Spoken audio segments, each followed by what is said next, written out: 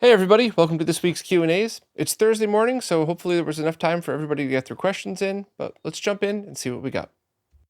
First up, Chris LaRoque recently got a 4K TV, and they're looking for a way to connect all of their non-HDMI consoles to it. And the three consoles that need to be considered are SNES, N64, and Dreamcast. And Chris said that HDMI modding the Dreamcast and N64 is well within their skill set, but then they'd still need to deal with the SNES. So I have a couple of different ways of answering this, but I'm going to start out with the easiest that might be the most cost effective overall if you consider all of the costs involved. But this sounds like something that a RetroTink 4K CE might be the best bet for, because that's the $475 one, not the $750 one. And just to start out, you could get a very good quality S-video cable for the N64. You can get an RGB cable for the SNES and a VGA cable for the Dreamcast. And all of those would look great. And in fact, the cheap VGA cables for the Dreamcast have gotten a lot better over the years. They're not as good as some of the best analog cables out there, but comparing them to what the ones I got, when I first started RetroRGB were, they're much better. The original ones were completely unshielded, audio buzz, horizontal video interference, and the last couple I bought over the last few years were cheap and they didn't have any of that. They were more than good enough. So basically you're talking about, including the price of the RetroTink and the three cables, let's just say 50, let's just say 600 total-ish, give or take a couple of bucks to get you started. But what you get with that is future-proofing. So let's just say that the SNES and Dreamcast come out perfect, and that's all you need. But you go, the RetroTink CE doesn't have the enhanced S-video options that the Pro does, and it's not worth the extra couple $100 just for that, so I'm going to HDMI mod the N64. Great, we'll get the cheap HDMI mod, the one that you don't have to pay for the software unlock, have it just output the basic signal, and then use the CE's HDMI input to scale that. Plus, you could also scale any other HDMI console you have that doesn't go directly to 4K with it. And, if you want to continue to add the HDMI mods, go to the Dreamcast, maybe one will come out for the SNES. Great. Then at some point, all you need to do is just then get an HDMI switch and you're good to go, and you could deal with all of that. So that would absolutely be my first go-to for all of this stuff. The next thing that you could do, depending on the TV that you got and how important the SNES is to you, is you could just get a Rad2X. And yeah, it's 480p, which means if you ended up getting one of those LG 4K OLEDs, you're going to have a little bit more lag and, it's not going to be as sharp and all of that stuff. But if your favorite consoles are the N64 and Dreamcast, and you just really like the SNES, at least you're not adding any latency and the image is being processed correctly, and you could just do that to hold you off. So you could go the opposite. You could HDMI mod the N64 and Dreamcast, and then you could just use the Rad2X for the SNES. On the flip side of things, if you wanted to start getting into this, and let's just say you only start with the RetroTink CE, and you have the S-video cables and the other ones, and you like how it is, but the N64 isn't quite good enough, you could also do an RGB mod to it. And if you have one of the earlier revision motherboards, it's a very, very easy mod compared to the HDMIs. So I wanted to kind of talk this one out because while it's very easy to think, I have an HDMI TV, let me HDMI mod the consoles, it's not always the best option for everybody. The fact that you have the skills to do it means you're already bumped up because you don't have to pay for other people to install it for you. So now the priority can go up because it's less cost overall to you. But there's also downsides of the HDMI mods. Once again, I love them, but let's just be realistic, right? Let's say you put all of this work into your N64, then you go to bring it to a different room, trip, fall, land on it, and snap it in half. Now you're replacing the N64 and the HDMI mod, whereas if you were just using analog cables, you just grab a console-only N64 and plug it in its place. Not a common scenario, but it's a great one to paint the picture of if something goes wrong. If you're just using analog cables, it's a quick swap out. And also, maybe all of the features that are built into those HDMI boards don't have everything that you need. Maybe the CRT mask emulation isn't as good as the RetroTinks, or maybe there's other stuff that the Tink 4Ks would offer for you for different consoles that you would gain by going to that instead of HDMI modding. So I want to put all of that into perspective, not just for you, Chris, but for everybody else listening, because you could listen to this and go, no, I'm still going all HDMI. That's what I want to do. I want crispiest signal. Great, awesome. But you probably don't have to. If you're really just looking to get a very quality signal to your brand new TV, I think starting out with the analog cables and a Tink CE would probably be your best bet. And it might really pay for itself over time because, once again, consoles that are HDMI out but don't go natively to 4K, you could run through it and see what happens. So I guess I would just kind of take a step back and think about the total setup and what you plan on doing in the future. And if you have any more questions, I love answering stuff like this. Gets a little rambly, as you could tell, but it's not, there's a lot of right ways to solve this problem. So I just want to make sure to paint the picture clearly for everybody listening. Next up, Dustin Madison wanted to follow up about the anime convention that I guess we talked about last week or the week before. Dustin was surprised that it was way more than anime. There was a room dedicated to gaming with tons of consoles from Atari to Switch set up ready to go. A nice arcade with new and old represented. Nintendo was there and got to meet him, and the developers behind Arzette were there as their studio was semi-local. Oh, so you got to meet Seth. Seth is awesome. Really glad that you got to meet him. There was kind of a shock, though, as the room that their show was at was next door to the room that was used as kind of like a convention daycare to give the parents a break. But when Dustin walked in, there was a projector showing a game in development that was vivid hentai.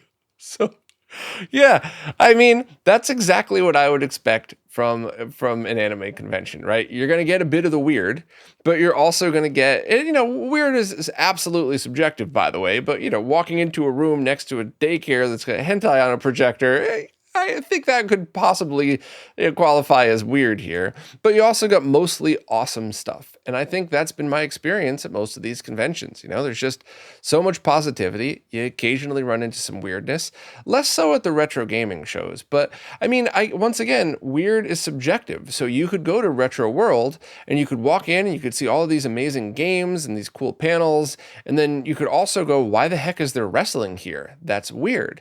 Now, most of us think it's kind of cool that they mixed stuff like that, and I have always been really impressed by the quality of the crew that does it, but it would not be unfair for somebody to be like, that's weird, this is games, why is there wrestling? So, that's the perfect example of how you're always going to get something unexpected at these things, but they're mostly really awesome. So thanks for following up. That was a cool story, and I think a great way to kind of put things into perspective for people who haven't gone to this stuff before is there's just a lot to expect, but mostly expect cool stuff. And, once again, everybody's definition of weird is different, and I appreciate all of that stuff. And I think I would have laughed really hard if I walked in and just saw hentai up on screen, which also would have been mildly disrespectful to the developers who are talking about it. But at the same time, if you're putting hentai up on a projector and, at a convention, you're going to have to expect that some people are going to be a little surprised by it. So, we'll see. But yeah, that was cool. Thanks for sharing your story. Dustin had an actual question as well. I just didn't scroll up fast enough to see it, but I think it's worth answering in a different section anyway. So the question is if I'd recommend any cons in the Northeast that might be interested in having some touring comics who are also fellow nerds. They're not really interested in making a profit, but would like to hopefully break even. Their goal is more for networking and the opportunity to check out new areas. What could I say? The whole convention experience has me wanting more. Doesn't matter if it's anime, gaming, horror, or whatever. So I would recommend just emailing all of them and seeing if anybody is interested in that. And, just do a search for all the ones that are in areas you'd want to go to, or maybe ones that are easier to get to, and just email them and see what happens. But you also have to understand that for them to be able to pay anybody, they would have to use that as a way to bring people in. So, from the perspective of somebody running a con, it's okay, how many people are going to come here and buy tickets to this con just to see you? Or how many people were on the fence and they're like, yeah, I'll probably go. Oh, Dustin's going to be there. Well, now I'm definitely going to go. That's how they judge how much to pay a lot of these people. Just like every other gig, right? There's better and worse for this stuff. But if you're going to go to try to get paid, you have to give them a reason to pay you. So at first, you might have to do a couple of these for free, and then, do your normal comedian thing. Maybe not use, your freshest material, but use good material so you could put it up on YouTube so that you could show other cons to show what a crowd you drew and how many people are there. The typical marketing thing that you might want to go through it. But While I'm really bad at the business side of things, I can offer some perspective. And I'm going to tell a kind of stupid story, but hopefully by the end, it'll make sense to you and anybody else who's considering doing a hobby to get paid. But when I was in the band, I did like a summer tour of Long Island. Every weekend we would do a different gig just to try to get our chops up and get ready to record the album. And I ran into a lot of the same people. And I mean, some of the story is a little depressing, but the truth is, I ran into a couple of people who are older than I am now, like late 40s, that they never said it out loud, but you could tell the way they carried themselves that they really thought that this was going to be the gig they got discovered. This was going to be the gig that somebody was in the crowd, and now they're about to be a rock star, and this is it. But they played the same venues they've played their whole life to the same like 20 people. And it was sad. And I was just like, I tried to always be respectful and polite, but it was also like, I don't really want to associate with them too much. But there was a couple of people, one guy in particular who used to wear like a fake fur jacket. Remember, these are metal shows, so this guy just stood out. It was awesome. And I'm talking to him one time, like, oh, you working on anything? And I do a video. And he said something like, yeah, I gotta be honest, I do this for fun. My friends spend thousands and thousands of dollars a year playing golf. I don't really like golf that much. I spend a couple of grand a year tops doing this, and I love it. I get to hang out with my friends, I drink some beer, I play the music I love, I get to see other good music. Like, this is my hobby, and this is what I want to spend my money on. And it really affected me when he said that. Like, I will never forget that for the rest of my life because it put it into perspective. How many people do you know that save up their money and spend a lot of money traveling? And depending on your perspective, what do you get from that? You get nothing. You've spent a lot of money and you come home and you have nothing physical to show for it. But you have amazing experiences that you would have never been able to have if you didn't go travel. And that's the same way I looked at the band. And that's the same way that maybe that's how you look at comedy. Maybe this is something you want to try to do for a living. Or maybe it's like me in the band, where if for whatever reason we got the opportunity to do it for a living, hell yeah, I would have.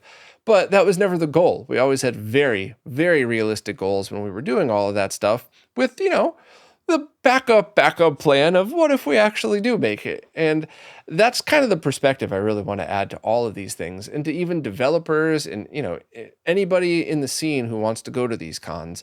You have to just decide for yourself, do you want to do this to make money, or do you do this as a hobby? So if you spend a couple of grand a year going to these cons and you show up, and even if you're a presenter, even if you're doing a panel, and even if you draw a small crowd, but you're not getting paid for it, that's a pretty badass experience. That's something that most people can't say that they've done. And it feels good when you're able to give a presentation or do a comedy show, which I would never have the guts to do, but good on you for doing it. Like, it feels good to do that. Those are great experiences. But if you're trying to run a business and you're saying, okay, look, every time I show up at these cons now, I bring X amount of people who come to see myself, the presentation, and the people I'm bringing with me, and it costs me X amount to get there. I need to make more money to pay for the time that I've lost when I'm not home working, to pay for my travel and all of the other expenses, and to really compensate me for this. And there needs to be a happy medium. So that's one of the many reasons why I don't do all the cons that I used to now, is just because I would go broke. As much as I love doing it, as much as I really, really, really love meeting all the people, I would just be broke. And I can't do that because I have to struggle to try to do this for a living, which is my choice and I love it. But I wanted to ramble on about perspective for this because not just you, Dustin, anybody in the scene who's trying to do, especially retro and the things that I could speak from experience for, you really just have to decide, is this a hobby, or is this something that you want to push and really claw your way to do this for a living? So that was a 5-minute answer that you didn't ask for. But to reiterate my 15-second actual answer, just email all of them and let them know. Hopefully a bunch will get back to you and you can kind of figure it out. And obviously just send them examples of the type of material you would do at the cons.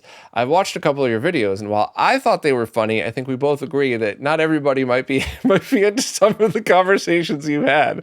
I know Dustin's going to take that with love. So if anybody else thinks I'm being weird about this, no, Dustin's probably laughing when I said that. But yeah, so I don't know. Think about it. And if anybody else has any other perspective on that, I always love reading the comments for people's stories or anybody else who wants to jump in. But that's kind of my whole thing on it. And I'll stop talking because I rambled too much. Next up, Weijlo said they had a spare RetroCastle I/O board and they wanted to gift the Mr. FPGA to a fellow nerd. To complete the setup, they went with a Mr. Pi board, but unfortunately the case doesn't quite fit with that combo given a few small design changes on Taki's board. Do I know of anyone that created a case for such a situation? If not, they could Frankenstein it. I knew a bunch of people talking about making 3D printed designs, but I'm not sure if they actually did or if it was for a different combination. So I'm going to have to unfortunately defer to the chat. If anybody listening knows of a good way to combine the RetroCastle I/O board with Taki's DE10 alternative, please post in the comments. And once again, when it comes to YouTube, just type in whatever it is. Yes, go to X developers page, it's on Tindy, but don't put Tindy.com, just put Tindy, because YouTube very often just deletes links for no reason. But if you're in the support services, you could just post the links. Those don't get deleted. So yeah, I don't know of one, but if you can Frankenstein it, if you have something you could do, if you could use a Dremel and cut out some stuff and make it all fit, I think that would be totally fine. And I think it's a great combination of boards. And when you plug them all in, does it actually work like that? Is it really just a fit thing for the cases? Or was there some kind of other difference? I totally forgot when it came to that. And I don't think I ever tested Taki's board. Well, I know I didn't test any of the alternatives myself, but I don't think I know anybody who specifically tested the RetroCastle one with Taki's. So my guess would be if it all works from a functionality point of view, just Frankenstein whatever you have and make it decent enough. And if not, then I don't know, maybe check out some of the videos that people had put out from that. But hopefully people in the chat might be able to help as well. Next up are a couple of Neptune related questions from Adam Ant. First, Kosam's Neptune board has a spot for a jumper wire you're supposed to install in order to use the Sega CD, which they believe supplies power to the edge connector. Is the purpose of this so someone could interrupt the jumper with a switch to disable the Sega CD to prevent the user from having to physically disconnect and reconnect the Sega CD when trying to play 32X games? So I'll be honest, I didn't know that jumper existed until I read your comment, and I don't understand why you would need to do that. I also don't have an original Sega CD here to test, otherwise I would just test it for you and see. But it should be that when everything's connected, you should be able to just play 32X cartridges like normal. There shouldn't be any reason not to. Just like when you have a Tower of Power set up, if you plug in a ROM cart or an original 32X game, it just works. You don't have to worry about that at all. The only issue is playing Sega CD games, which are hit or miss depending on your solution. The Mega EverDrive Pro won't work at all, and the Mega SD will only work through the side connector, and some models have issues. There's actually a bunch of issues with the Mega SD, but I don't know that's even necessary at all to worry about. So if you're planning on building your own, I would just start and using it and see what happens. Maybe somebody, if anybody's listening who has that setup, can you just confirm? Is there a reason for that at all? But yeah, I have no clue on that one. Sorry, but it doesn't seem like that big a deal. And I certainly don't think there would be a need for a switch. But maybe I'm totally wrong. I'm wrong all the time, but I don't know about this one. Next question is my favorite subject, power supplies. While they know the original power supply works and the Neptune board seems fully functional, has anyone determined if there's a situation where the power supply doesn't have enough amperage, which might slowly kill an IC over time? So, great question. And while my answer is going to be a guess, it's going to be a guess erring on the side of caution. So I use a triad power supply with my Neptune, and it's a triad power supply that you could also use with a Tower of Power. You could split it to three, Sega CD, 32X, and a Genesis. So for that one, while I haven't personally tested, I can't imagine a scenario in which it's not powerful enough to power the Neptune. It would be amazingly unlikely that that would be the case, and I think we would start to see other issues as well. So from a triad point of view, I think that's totally fine and you would not have to worry. Just get one of the ones linked that are also Tower of Power compatible and you're good to go. Now, from an original power supply point of view, that's where things might get a little strange because not only are you talking about does the power supply have enough amperage for all of them, you're also talking about 30-year-old power supplies. So even in the scenario in which you've replaced the capacitor and the PSU and let's just say you've deep dive tested and know that it's in good shape, is there enough amperage there? And I don't know for that one. But I do have kind of a strong opinion on this. Let's just say the answer is yes, and the original power supply is totally fine to use. If you've just spent $1,000, or if you've just spent days of your life transplanting chips and building one of these Neptune boards, are you really going to skimp out on a $20 power supply just to use what you have laying around? I mean, that's kind of my strong opinion on that. You're investing in something amazingly unique that only a few people on the planet would ever really get to see and have in person. So, why cheap out in a scenario in which the cost of the PSU versus the rest of what you're doing is insignificant? So, it might work fine, but my suggestion to you is if you're going to do a Neptune, just get a Triad and go from there, or Triad or better, whatever. But just anything that could run a tower of power and that has been tested, not one of those Tomy adapters, the ones that weigh less than a piece of paper, a good rated one like the Triads, then yeah, I would just stick with that and not worry about it. So good questions. Sorry, I got nothing for you on the Sega CD, but at least I could try to point you in the right direction for the PSU. Next up, Reed Lennox just picked up an Extron DVS 605. Was that you that just snagged the one that popped up on eBay and it disappeared 5 minutes later? Damn you, Reed. No, I'm kidding. It's a cool device. I'm glad you got it. I'll be able to borrow one eventually to test myself. But anyway, they're using it as a dedicated downscaler. Everything gets sent out as 240p component or HDMI. It works great on both of their TVs with component video, but they'd like to use it with a composite S-Video set. They've tried a few cheap, or less expensive at least, HDMI to composite adapters, but they all output 480i. Is there a good component HDMI RGB to composite adapter that will keep 240p? So specifically what Reed is looking for is for gaming 240p, not for video content. For video content, the HDMI adapters Reed picked up are probably fine. They're not great, but they're not the worst. But for video games, not only do you have latency to worry about, you have 240p versus 480i. A lot of those cheap devices you get on Amazon don't even know what 240p is. They're just designed for video signals, just like some of the cheap scalers, like those awful pound cables. So the problem is that, okay, how do you keep it as 240p but convert the signal? And the answer is the same as just every other conversion for this. There are adapters out there right now that can do RGB to S-Video very, very nicely. It's not as perfect as a dedicated S-Video output from a console, but it is very close. And in the scenario you're talking about, I have a feeling you would have no problems with it. RGB to composite video is a giant pain. And the only adapter I've seen on the market now that actually works right, the only adapter I've seen that's not on the market now that works right is the RetroCastle one with the variable capacitor. That's been done for a year, and I follow up with Ivory every now and then, but I think his day job has just gotten crazy, so I think that's where the delays are in. And also, this is a device that's going to sell maybe a couple hundred total, certainly not a couple of thousand.